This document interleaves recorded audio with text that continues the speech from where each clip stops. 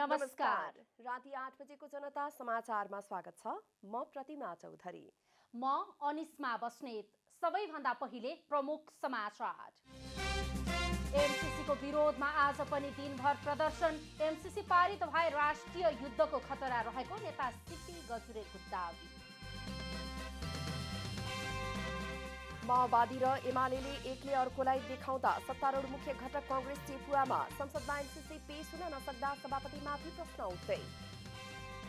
MCC बारे अन्तिम निर्णय लिन बसेको सत्तारूढ गठबन्धनको आजको बैठक पनि निष्कर्षविहीन।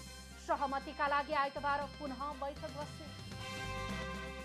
एमसीसी सम्झौतालाई लिएर अमेरिकाले नेपालमा जबरजस्तीपूर्ण कूटनीतिक गरेको चीनको ठहर। राजनीतिक उद्देश्यले प्रेरित भए प्रतिरोध गर्ने चेतावनी। आइसिसी पुरुष टी20 विश्वकप ग्लोबल छनौटमा नेपालको शानदार सुरुवात। नेपालद्वारा ओमान 39 रनले पराजित।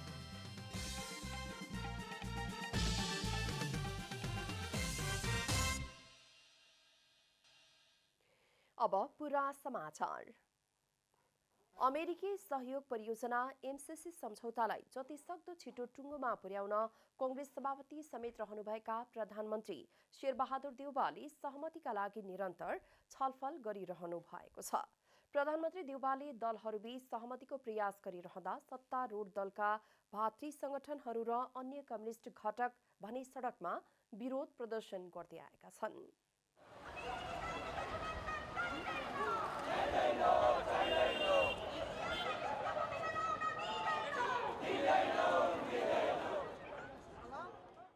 सर्वत्र चासो र चर्चाको विषय बनेको एमसीसी सम्झौता खारेजीको माग गर्दै विभिन्न पार्टी तथा भारतीय संगठनहरूले शुक्रबार काठमाडौँमा विरोध प्रदर्शन गरेका छन्।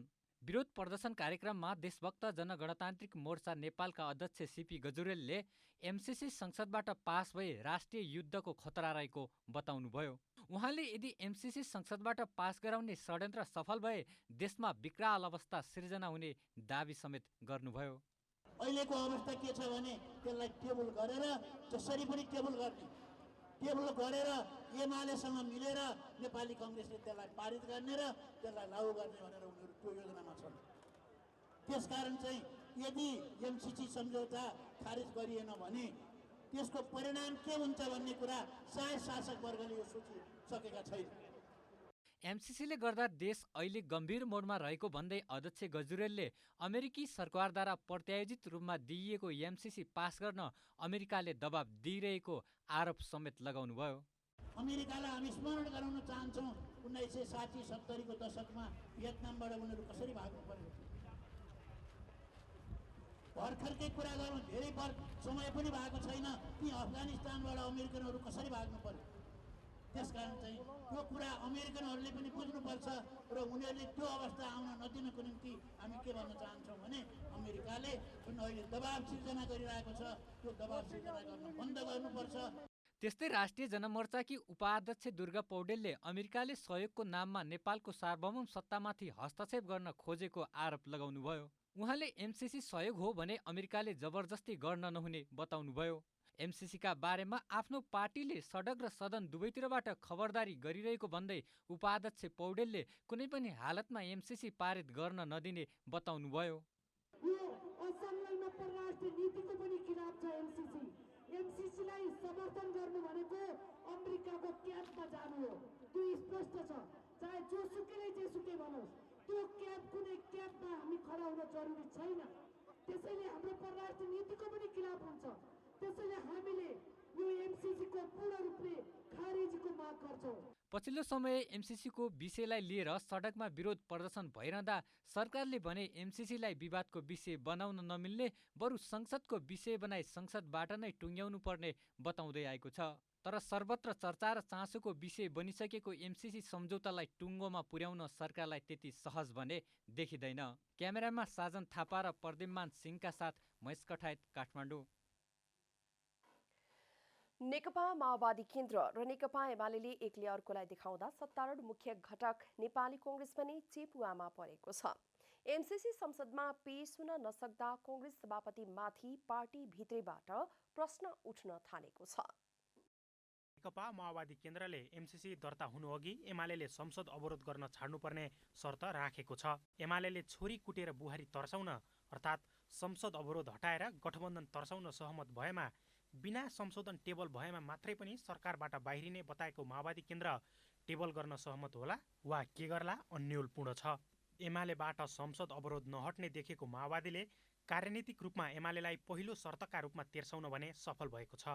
काङ्ग्रेस एमसीसीका विषयमा सबैलाई मिलाएर एक ठाउँमा ल्याउन शुक्रबारको संसद बैठकको कार्यसूचीबाट एमसीसीलाई सार्न तयार भए पनि मिलाउन भने कठिन देखिन्छ। पक्ष पार्टीले चाहिँ अवरुद्ध गरिरहेको अवस्था छ। सदन सुचारू गर्नलाई जोड दिने, सदन सुचारू नगरिकन चाहिँ कुनै पनि एजेन्डाहरू अगाडि बढ्दैन।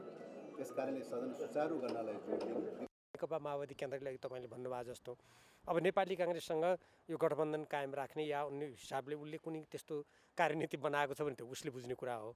तर हामीले कुनै पनि देशभक्त नागरिकले सोच्दाखेरि सबभन्दा पहिले त आफ्नो देशको स्वाधीनता र स्वतन्त्रताको बारेमा सोच्ने हो। बिहिबार साँझ गठबन्धनमा सहमति नजुटेपछि प्रधानमन्त्री शेरबहादुर देउवा तत्काल बालुवाटारबाट बालकोट जानुभयो। तर नेकपा एमालेका अध्यक्ष केपी शर्मा ओलीले गठबन्धनको निरन्तरता पनि रहने र संसद पनि खुल्ने दुवै एकैपटक हुन नसक्ने बताउनुभयो। माओवादी लगायतका दलको एमालेलाई देखाउने र त्यसपछि पनि पास गर्ने प्रतिबद्धता भइ नसकेको अवस्थामा गठबन्धन जोगाउन सभापति लाग्दा काङ्ग्रेस नेताहरू गठबन्धन बचाउन वा एमसीसी कुनै एउटा रोज्नुपर्ने बताउन थालेका छन्। के छ भने शेरबाजीको अगाडि दुईटा छ। एउटा एमसीसी पास गराउने हो कि यो सत्ता चाहिँ नबिग्रियोस् भन्ने, यो अप्सन उहाँले नै रोज्नुपर्ने हो। कुन चाहिँ उहाँले रोज्नुहुन्छ। एमाले तयार भएमा एमसीसी अनुमोदन गर्न गठबन्धन तयार हुने पक्का नभइसकेको अवस्थामा पनि सभापतिले मिलाउन जोड गरेकै कारण लामो समयबाट सम्झौता पेश हुने नहुने निष्कर्षमा पुग्न नसकेको नेताहरूले बताउने गरेका छन्। अनि गठबन्धन रहेको दलहरू आफैले सुरु गरेको प्रस्ताव यहाँसम्म आइपुग्दै गर्दाखेरि श्रावण आयो भदौ भन्नुहुन्छ, भदौ आयो असोज भन्नुहुन्छ। यो व्यवहार चाहिँ हामीसँग गरेको व्यवहार चाहिँ यो नेपाली काङ्ग्रेसलाई छलछाम गर्ने व्यवहार भयो। हामीसँगको सफा व्यवहार भएन। हामीसँग चाहिँ बन्द कोठामा एउटा कुरा गरियो, अर्को दिन अर्को कुरा गरियो। अब आज पनि के कुरा गरिएको छ, 8 गते लैजाउँ, 8 गते भयो भने हामी टेबल गर्न मद्दत गर्न सक्ने अवस्था हुन्छ भनेपछि त हामीले त्यसलाई मान्ने भयौँ। ठिक छ, 6 कोठामा 8 भयो। अब फेरि 8 गते बिहान के हुन सक्ने भयो भनेदेखि होइन, अब 12 गते जाउँ। पहिलो विकल्पका रूपमा काङ्ग्रेससँग एमालेलाई विरोध हटाउन मनाएर गठबन्धनलाई एमसीसी पेश गर्न सहमत बनाउने विकल्प छ।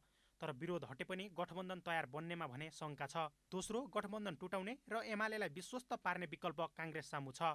महाअभियोग र संसदभित्रको गतिरोध, आसन्न स्थानीय तहको निर्वाचनमा एक्लो लड्न पार्टीकै नेताहरूको जोड लगायतका विषयमा समेत काङ्ग्रेस नेतृत्वमाथि दबाव छ। क्यामेरामा प्रदीपमान सिंहका साथ विकास पौडेल, काठमाडौँ। सत्तारूढ 5 दलीय गठबन्धनको बैठक फागुन 8 गते बस्ने गरी सकिएको छ। अमेरिकी सहयोग परियोजना मिलेनियम च्यालेन्ज कर्पोरेसन एमसीसीको अन्तिम निर्णय लिन बसेको सत्तारूढ गठबन्धनको बैठक आगामी आइतबार बस्ने गरेर सकिएको सञ्चार तथा सूचना प्रविधि मन्त्री ज्ञानेन्द्र बहादुर कार्कीले जानकारी दिनुभयो। एमसीसी परियोजनालाई सार्वभौम संसदमा छलफल गराएर एउटा निष्कर्षमा पुर्याउने विषयमा छलफल भएको कार्कीले बताउनुभयो। बैठकमा नेकपा माओवादी केन्द्र र नेकपा एकीकृत समाजवादीले एमसीसी परियोजनालाई टुङ्गोमा पुर्याउन चाहने धारणा राखेको बताउनुभयो। एमसीसी परियोजनालाई सार्वभौम संसदमा छलफल गराएर एउटा निष्कर्षमा पुर्याउने विषयमा नै आज संक्षिप्त बैठक भएको छ र अर्को बैठक, मलाई गाली नगर्नुहोला, अर्को बैठक 8 गते बिहान 10 बजे बसेर हामी यसलाई निर्णयमा पुर्याउँछौँ। मन्त्री कार्कीले संसद सुचारू रूपमा सञ्चालन गराउनु प्रधानमन्त्रीको दायित्व भएकाले प्रधानमन्त्री शेरबहादुर देउवाले प्रमुख प्रतिपक्षी दल नेकपा एमालेका अध्यक्ष केपी शर्मा ओलीलाई भेट्न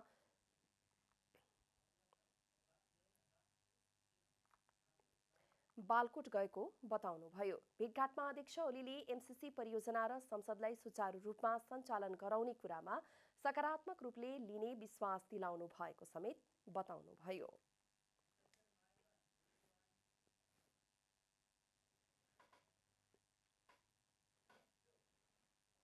प्रमुख प्रतिपक्षी दल नेकपा एमालेको अवरोधका बीच संसदमा आदिवासी जनजाति आयोगको प्रतिवेदन 2077-78 पेश भएको छ। शुक्रबार बसेको प्रतिनिधि सभा बैठकमा प्रधानमन्त्री शेरबहादुर देउवाको तर्फबाट कानुन न्याय तथा संसदीय मामिला मन्त्री दिलेन्द्र प्रसाद बडुले आदिवासी जनजाति आयोगको प्रतिवेदन आर्थिक वर्ष 2077-78 पेश गर्नु भएको हो। शुक्रबारको बैठकमा पनि प्रमुख प्रतिपक्षी दल नेकपा एमाले संसदको अवरोध जारी राखेको छ।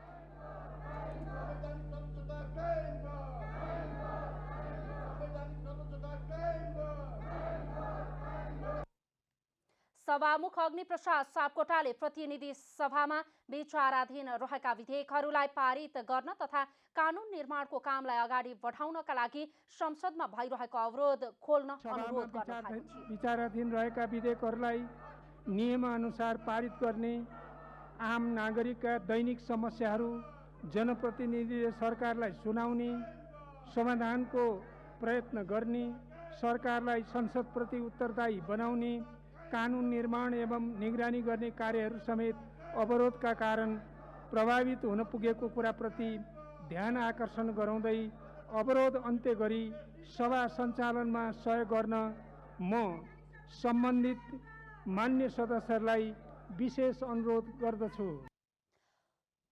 प्रतिनिधि सभाको अर्को बैठक फागुन 8 गते आइतबार दिउँसो 1 बजे बस्ने गरी बोलाइएको छ। शहरी विकास मन्त्री रामकुमारी झाँक्रीले वर्तमान सत्ता गठबन्धन राजनीतिक बाध्यताको उपज भएको बताउनु भएको छ। शुक्रबार प्रतिनिधि सभाको बैठकपछि सञ्चारकर्मीहरूसँग कुरा गर्दै मन्त्री झाँक्रीले गठबन्धन राजनीतिक प्रणालीको रक्षाको लागि चाहेर वा नचाहेर बनेको बताउनु भएको हो। उहाँले एमसीसी जस्ता विषयहरू नेपालको आन्तरिक राजनीतिमा किचलो गर्नका लागि ल्याइएको पनि बताउनुभयो। मन्त्री झाँक्रीले एमसीसी जस्ता देशका लागि किचलो बनाउने विषयहरूबाट सरकार टाढा रहनु उचित हुने पनि बताउनुभयो।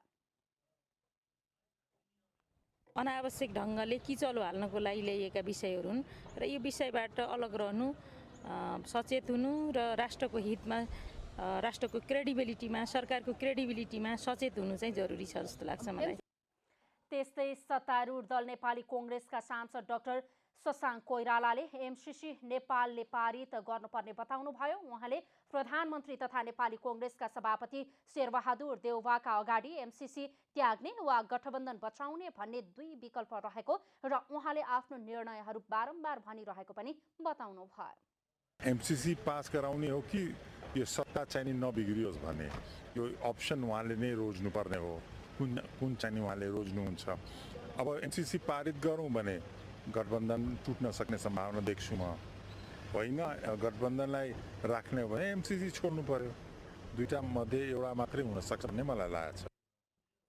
सांसद कोइरालाले अमेरिकाले एमसीसी परियोजनाको सहयोग आजसम्म कुनै देशलाई नदिएको र यसमा अमेरिकाको कुनै स्वार्थ नरहेको समेत दावी गर्नुभयो। जनता समाचारमा अब छोटो विश्राम।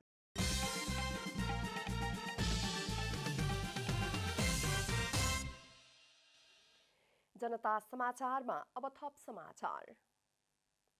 सरकारले कोभिड-19 को आकस्मिक प्रतिकार्य तथा जनस्वास्थ्य जोखिमको पूर्व तयारी परियोजनाका लागि विश्व बैंकबाट प्राप्त हुने 18 मिलियन अमेरिकी डलर थप ऋण सहायता स्वीकार गर्ने निर्णय गरेको छ। शुक्रबार मन्त्री परिषद बैठकको निर्णय सुनाउँदै सञ्चार सूचना तथा प्रविधि मन्त्री तथा सरकारका प्रवक्ता ज्ञानेन्द्र बहादुर कार्कीले विश्व बैंकबाट प्राप्त हुने 18 मिलियन अमेरिकी डलर थप ऋण सहायता स्वीकार गर्ने निर्णय गरेको जानकारी दिनुभएको हो। उहाँले राष्ट्रिय बीमा संस्थान सञ्चालक समितिको अध्यक्ष गंगाराम कण्डेलको राजीनामा स्वीकृत गर्ने निर्णय भएको पनि बताउनुभयो। प्रवक्ता कार्कीले नवीकरणीय ऊर्जा अनुदान नीति 2078 स्वीकृत गर्ने, मुलुकी फौजदारी कार्यविधि संहिता 2074 को अनुसूची 1 हेरफेर गर्ने पनि निर्णय गरेको जानकारी दिनुभयो। त्यस्तै सरकारले काठमाडौँ जिल्लाको गोकर्णेश्वर नगरपालिकामा गोविन्द मगरले पन्छी पालेको स्थान र चितवनको राप्ती नगरपालिका 6 स्थित अनिता पशुपन्छी कृषि फार्मलाई केन्द्र मानी उल्लेखित स्थानको वरपरको 100 मिटरसम्मको क्षेत्रमा पन्छी नष्ट गर्ने कार्य समाप्त भएको मितिबाट 42 दिनसम्मको अवधिसम्मका लागि बर्ड फ्लू प्रभावित क्षेत्र घोषणा गरी रोग नियन्त्रण गर्ने निर्णय गरेको छ। सरकारले नेपाल वन निगम लिमिटेडका प्रमुख कार्यकारी अधिकृत श्री रामेश्वर भट्टराईलाई पदबाट बर्खास्त गर्ने निर्णय गरेको छ। प्रवक्ता कार्कीले श्रमिक अस्पताल स्थापनाका लागि आवश्यक प्रक्रिया अघि बढाउन श्रम, रोजगार तथा सामाजिक सुरक्षा मन्त्रालयलाई सैद्धान्तिक स्वीकृति प्रदान गर्ने निर्णय भएको पनि जानकारी दिनुभयो। उहाँले सरकारले ग्लोबल फन्डको एड्स, क्षयरोग र मलेरिया रोग रोकथाम तथा नियन्त्रणका लागि सन् 2021 देखि 2024 को कार्यक्रम कार्यान्वयनका लागि जनसङ्ख्या मन्त्रालयका सचिवलाई सम्झौतामा हस्ताक्षर गर्न अख्तियारी प्रदान गर्ने बताउनुभयो। सरकारले औषधि दर्ता चौथो संशोधन नियमावली 2078 लाई स्वीकृत गर्ने र नेपाल मेडिकल काउन्सिल 5औं संशोधन नियमावली 2078 लाई स्वीकृत प्रदान गर्ने निर्णय समेत गरेको छ।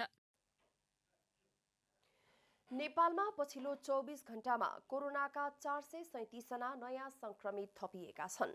स्वास्थ्य तथा जनसङ्ख्या मन्त्रालयका अनुसार देशका विभिन्न प्रयोगशालामा गरिएको 9091 परीक्षणमा 437 जनामा संक्रमण पुष्टि भएको हो।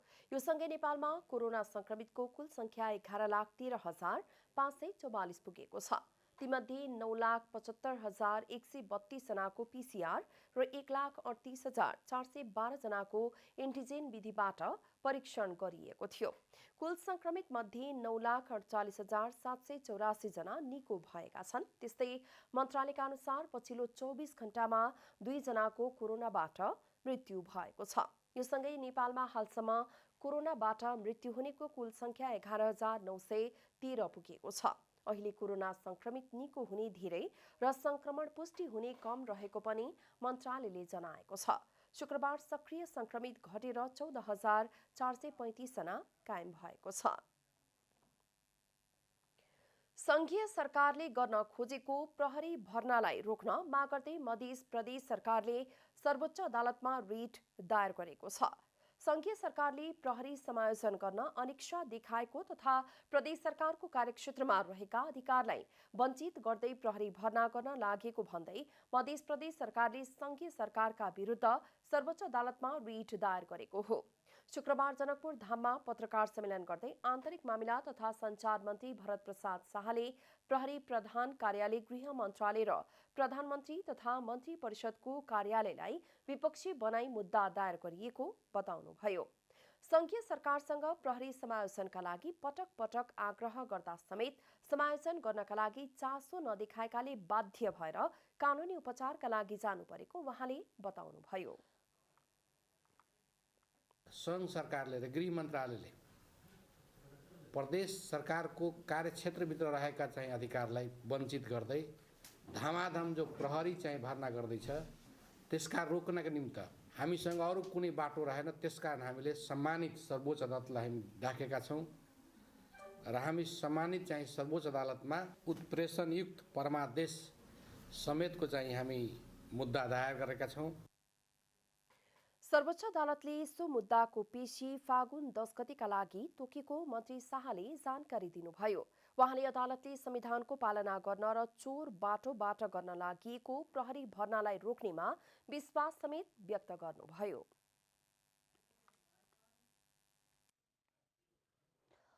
मुस्ताङ, तिलिचो लेक लगायतका स्थानहरूमा पनि मोडलिङ गर्न सकिन्छ भन्ने सन्देश दिन film tourism, adventure tourism, fashion tourism, डकुमेन्ट्रीसँगै एडभेन्चर्स पुस्तक सार्वजनिक भएको छ। शुक्रबार लोकेसन नेपालमा आयोजित कार्यक्रममा हिमालयन फेसन एडभेन्चर्स नामक पुस्तक विमोचन गरिएको हो। जगदीश तिवारीद्वारा लिखित पुस्तकमा मुस्ताङ, तिलिचो लेक लगायतका स्थानहरू केन्द्रित गर्दै नेपालको प्राकृतिक सुन्दरतालाई झल्काउने र दुर्गम स्थानहरूमा गएर पनि मोडलिङ गर्न सकिन्छ भन्ने सन्देश दिन सकिने उल्लेख गरिएको छ। पुस्तकको समीक्षा गर्दै फोटोग्राफर गौतम धिमालले मोडलिङ क्षेत्रको भविष्यलाई अगाडि बढाउन सरकारको ध्यानाकर्षण हुनुपर्ने बताउनुभयो। भाषामा कतै यो प्रोग्रामको दर्शक, भ्युवर अथवा लिसनर नेपाल सरकारको कोही माथिल्लो तहको व्यक्तिहरू, त्यो संस्थाहरू हुनुहुन्छ भने उहाँको नजर गइदियोस्। सरकारले हामी नागरिकहरूलाई शिक्षित गर्नुपर्नेमा यो क्रिएसन नेपालले, गौतम धिमालले सरकारलाई शिक्षित गर्ने मौका पाउनु भएको छ। नेपाल सरकार यसबाट आभारी भइदियोस्। कार्यक्रममा मुख्य अतिथि मीरा राई र विभिन्न मोडलहरूको सहभागिता रहेको थियो। अब आर्थिक समाचार।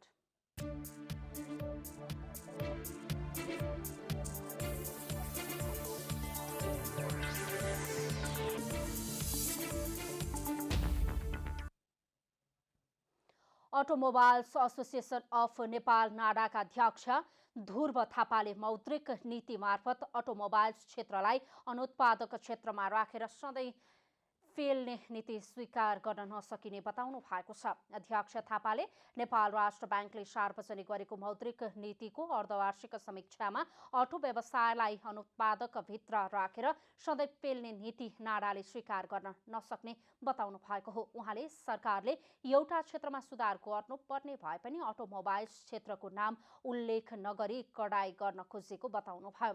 मौद्रिक नीतिको अर्धवार्षिक समीक्षामा नाडाका माग सम्बोधन नभएको थापाले गुनासो गर्नु भएको छ। हिजोको समीक्षा आयो, देखियो, त्यसबाट सुनाइ भएको त देखिएको छैन। उहाँले के भन्नुभएको थियो नि, केही समय कुर्नु समय अब गभर्नर साहबले केही समय कुर्नुहोस्, अब यो अहिले देशको परिस्थिति यस्तै छ, सामान्य भएपछि हामी फेरि त्यसमा बिस्तारै लुज गर्दै जान्छौँ भन्ने कुरा चाहिँ गर्नुभएको छ। सरकारले सुधार गर्नुपर्ने एउटा लाइन थियो, अर्को लाइनबाट सुधार गर्न चाहने एउटा लाइनलाई मात्रै एउटा अटोमोबाइल सेक्टर या अब अनुत्पादकलाई गनेर खालि अटोमोबाइल सेक्टरलाई मात्रै यो पेलेर लैजाने नीति भयो भने हामीले त्यो त मान्न तयार छैन। अध्यक्ष थापाले बजारमा तरलताको अभावको कारण गाडी माग भए पनि आयात गर्न नसकिएको बताउनुभयो। उहाँले आयात गरे तापनि किन्ने ग्राहक पाउन मुस्किल भएको बताउनु भएको छ। तरलता अभावको कारण बिक्री भएका गाडीको भुक्तानीमा समस्या भएको गुनासो गर्नुभयो। गाडी मगाएर गाडी बेच्नलाई कस्टमर पाउन गाह्रो भएको छ। कस्टमर पाएको कस्टमरलाई गाडी बेचिसकेपछि भुक्तानी लिन गाह्रो भएको छ। अहिले हामीले अटोमोबाइललाई परेको समस्या, मुख्य समस्या भनेको त्यो हो। एउटा समस्या अब एउटा इम्पोर्ट गर्ने गाह्रो भइसक्यो अवस्था छ यो राष्ट्र ब्याङ्कको पोलिसीले गर्दाखेरि। बिहिबार नेपाल राष्ट्र ब्याङ्कले चालु आर्थिक वर्षको मौद्रिक नीतिको अर्धवार्षिक समीक्षा गर्दै कर्जा लगानीमा थप कडाई गरेको छ।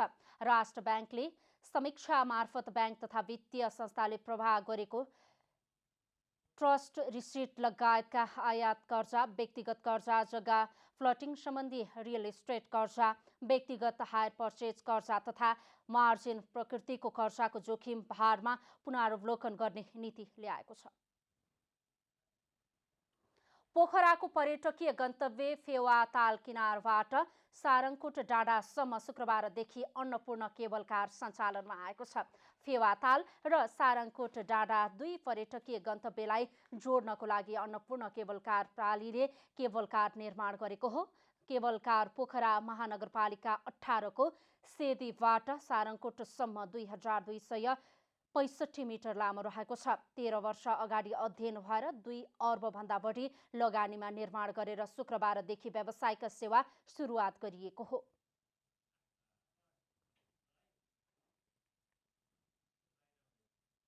घण्टामा तपाईको चाहिँ 2000-3000 मान्छे चाहिँ यसले चाहिँ एक्सेस दिन सक्छ।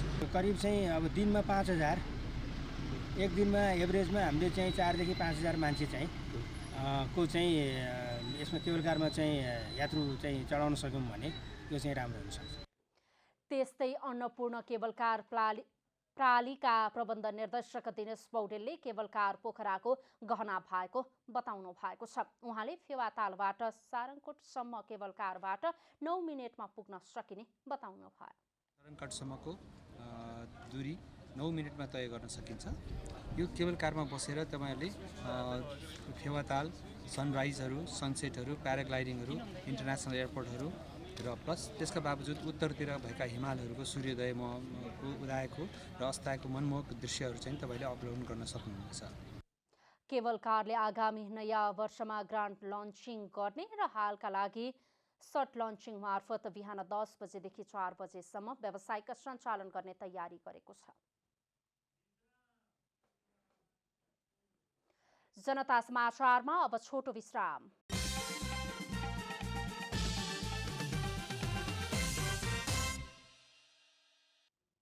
अब खेलकुद समाचार।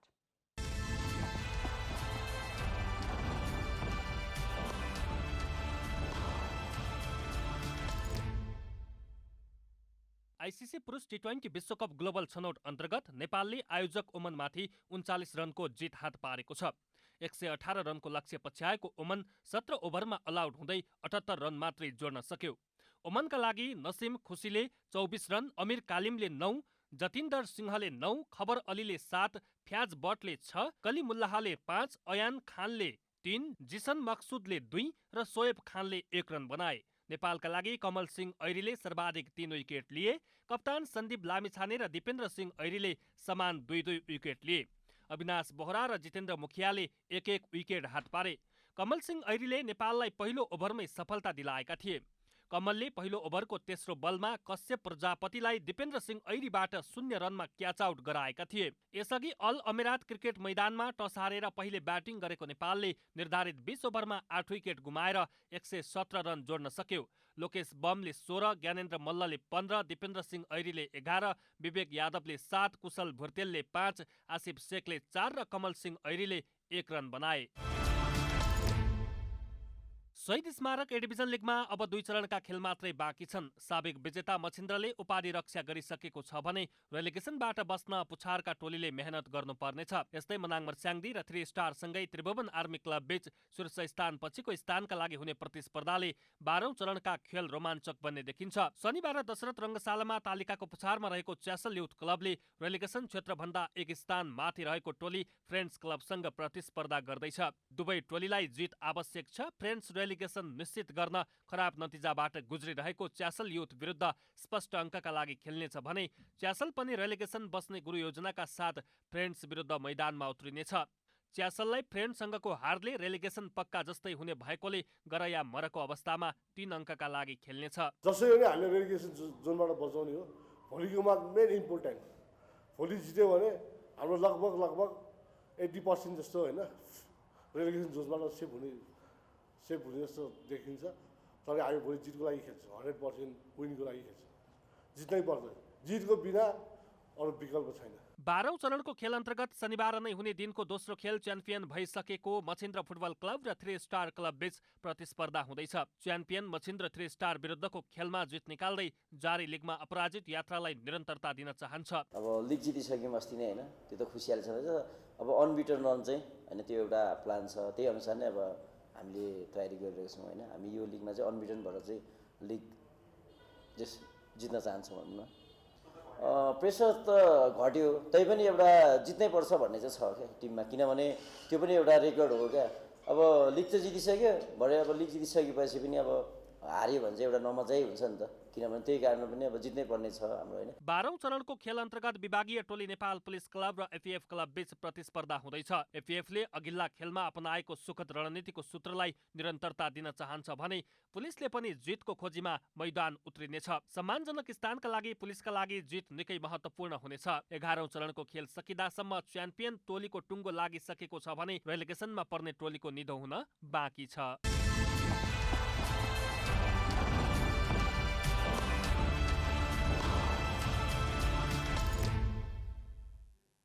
अब मौसम समाचार।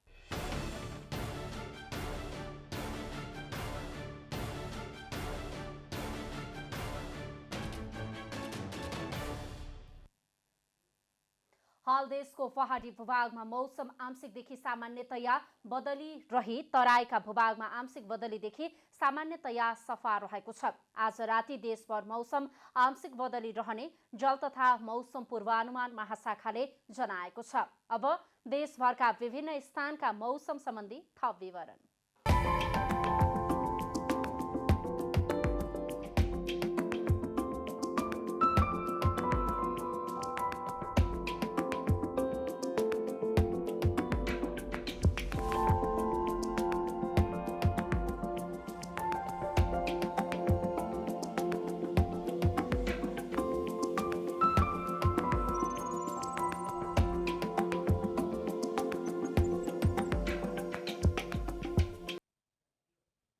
अन्त्यमा आजको डायरी।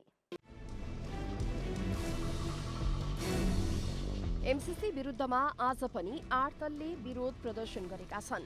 विरोध प्रदर्शनमा नेकपा माओवादी केन्द्र, एकीकृत समाजवादी लगायतका भातृ संगठनहरू उत्रिएका थिए।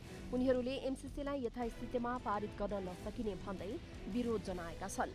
एमसीसीको विरुद्धमा बुधबार पनि 6 दलले विरोध प्रदर्शन गरेका थिए।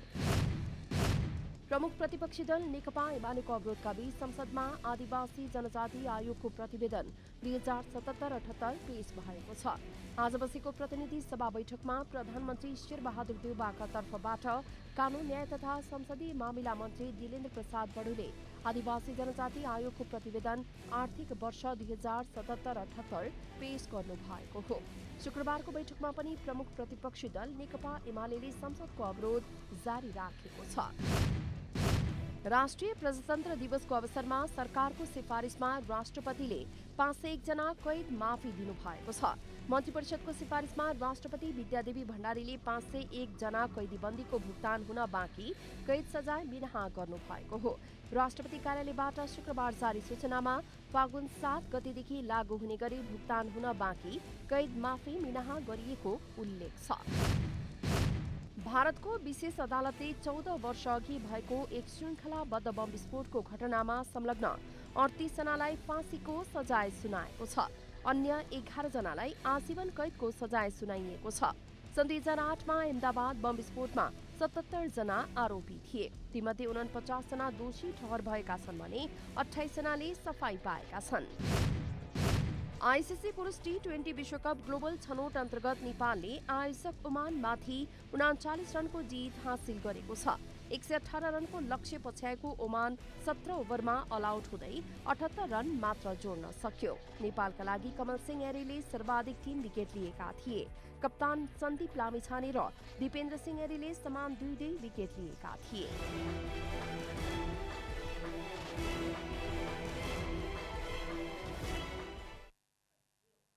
जनता समाचार अहिलेलाई यति नै। जनताद्वारा जनताका लागि प्रसारित जनता टेलिभिजनका कार्यक्रमहरू युट्युब, ट्विटर, फेसबुक र हाम्रो वेबसाइट जनतासमाचार.com मा पनि पढ्न र हेर्न सक्नुहुनेछ। नमस्कार।